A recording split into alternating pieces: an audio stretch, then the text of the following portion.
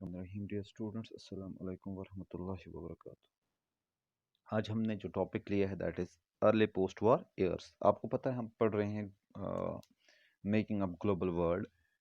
तो अब पिछला जो हमारा लेक्चर था उसमें हमने post war settlement and Bretton Woods institution हमने दो पार्ट्स में पढ़ा था। फर्स्ट पार्ट में हमने पोस्ट वॉर सेटलमेंट, इकोनॉमिस्ट्स और ये जो पॉलिटिशियंस थे उन्होंने क्या की रूल्स हमें दिए थे। तो उसके बाद हमने ब्रिटेन वुड्स इंस्टीट्यूशन हमने पढ़े थे। तो मैंने उसमें दो चीज़ें आपको बता दी। एक तो नेशनल बैंक के बारे में आपको बता दिया था, और नेशनल मॉनेटरी एंड फाइनेंस जो IMF, sorry, international monetary fund जो है उसके बारे में मैंने आपको बताया था। आज अब वो जो एस्टैब्लिश हुआ था ब्रिटेन वुड सिस्टम जो एस्टैब्लिश हुआ था, उससे क्या हुआ, क्या डेवलपमेंट हुई, किन एरियाज में डेवलपमेंट हुई, कहाँ कहाँ पे डेवलपमेंट हुई, तो हम उसके बारे में आज पढ़ेंगे। तो जो ही Bretton Woods system inaugurated an era of unprecedented growth of trade and income for the western and industrial nations and Japan. तो ब्रिटेन वुड सिस्टम जो स्टार्ट हुआ था, मैंने आपको पहले बताया था कि इसमें ये यूरोप में स्टार्ट हुआ था। वेस्टर्न कंट्री जो है यूरोप की, वहाँ पे स्टार्ट हुआ था। USA was the base where it was, जहाँ पे शुरू किया गया था। तो इसके साथ साथ वो जो वेस्टर्न एरियाज थे, वेस्टर्न कंट्रीज थे, वहाँ पे डेवलपमेंट शुरू हो गई और अनप्रेसिडेंट ग्रोथ, जो न रुकने वाली ग्रोथ थी, वो शुरू हो गई। तो इसमें कौन कौन से थे? Trade and income, growth of trade and income.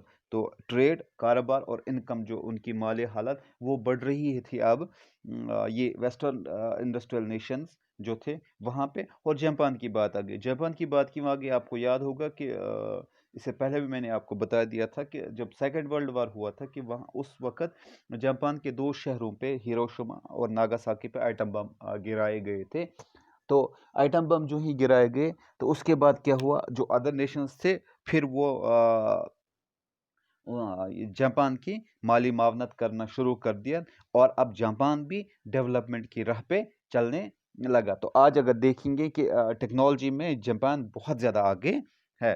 तो ब्रेटन वुड सिस्टम अब आपको क्लियर हुआ कहाँ पे स्टार्ट हुआ था। वेस्टर्न एरियाज में स्टार्ट हुआ था, और वहाँ पे शुरू होगी अनप्रेसिडेंट ग्रोथ, जो न रुकने वाली ग्रोथ। तो और ट्रेड एंड इनकम वो शुरू हो गई।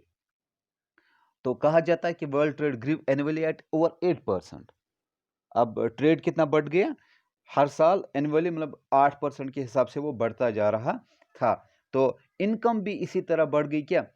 Also grew up to 5%। अब इनकम भी बढ़ती जा रही थी। ये पीरियड कहा जाता है कि 1950 टू 1970, ये 2 डिकेड्स थे जहाँ पे जो ट्रेड जो था that grew annually at 5% and income grew annually at up to 5%, sorry, trade grew up to 8% and income grew up to 5% annually.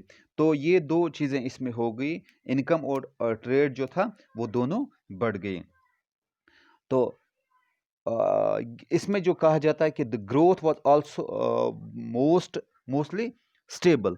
Growth जो थी वो अप डाउन इसमें नहीं था, ज़्यादा अप डाउन हो भी सकता था लेकिन ज़्यादा अप डाउन नहीं हो सकता है। क्योंकि अगर आज आप देख सकते हैं कि जो इंडियन ग्रोथ थी कुछ साल पहले ये 5, 6, 7 हुआ करती, लेकिन अब जो है ये नीचे आ गई है, माइनस में आ गई है ये।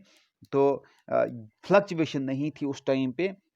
हम वेस्टर्न कंट्रीज़ की बात करें, आप इंडिया पे इसको ना लें, तो मैं एग्जांपल दी थी।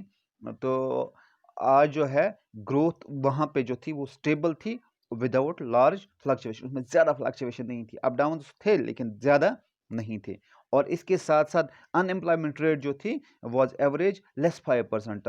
कहाँ पे? मोस्ट इंडस्ट्रियल कंट्रीज़ में, जो इंडस्ट्रियल कंट्रीज़ थे वहाँ पे जो अनएम्प्लॉयमेंट वो 5% थे। That means most of the people were employed. क्योंकि आपको याद होगा, क्योंकि उन्होंने जो इकोनॉमिस्ट्स और जो पॉलिटिशियन, उन्होंने टू की लेसन्स हमें दिए थे। उन्होंने क्या बोला था कि mass production mass production can not be sustain without mass consumption. जब तक न मास प्रोडक्शन को कंज्यूम किया जाए तब तक ये पॉसिबल नहीं थी है। तो लेकिन ये कैसे पॉसिबल होगी? इसके लिए स्टेबल इनकम और फुल एम्प्लॉयमेंट की ज़रूरत है। तो इसी तरह जब एम्प्लॉयमेंट लोगों को मिले तो उस वजह से क्या हुआ, इनकम और ग्रोथ बढ़ती गई और एनुअली वो बढ़ता गया। तो वर्ल्ड वाइड इसके बाद क्या हुआ, ये डिकेड जो थे इसमें क्या हुआ, world wide spread of technology and enterprise. अब टेक्नोलॉजी और एंटरप्राइज बढ़ गए। इसी दौरान लोग अब किसके लिए तैयारी करें, टेक्नोलॉजी के बारे में। अब आप देखिए टेक्नोलॉजी की मैं आपको एग्जांपल दूंगा।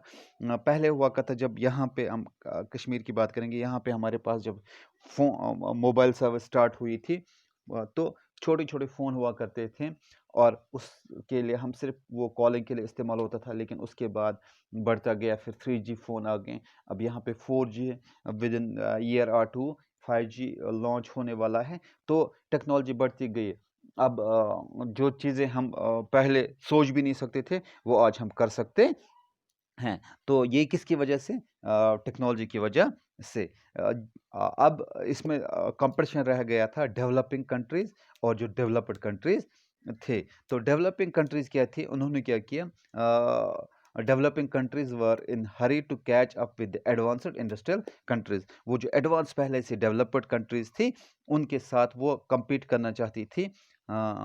एडवांस इंडस्ट्रियल जो उनकी जो एडवांस्ड इंडस्ट्रीज थी उनके साथ कंपेयर वो भी वही करना चाहते थे जो डेवलप्ड कंट्रीज कर रहे थे। उन्होंने क्या किया, therefore they invested, developing countries invested vast amount of capital.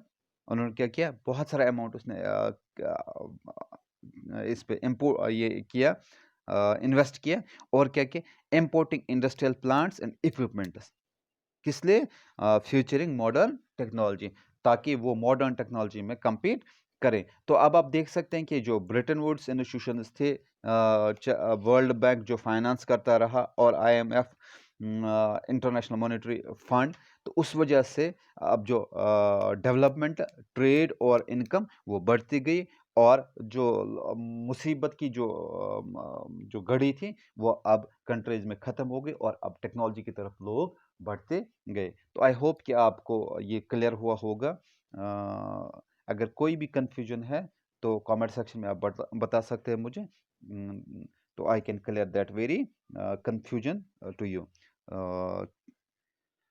Next topic will be our decolonisation and independence. वो हम नेक्स्ट चैप्टर में हम देखेंगे वो क्या है। तो तब तक के लिए आप मुझे इजाज़त दीजिए। अल्लाह हाफिज़।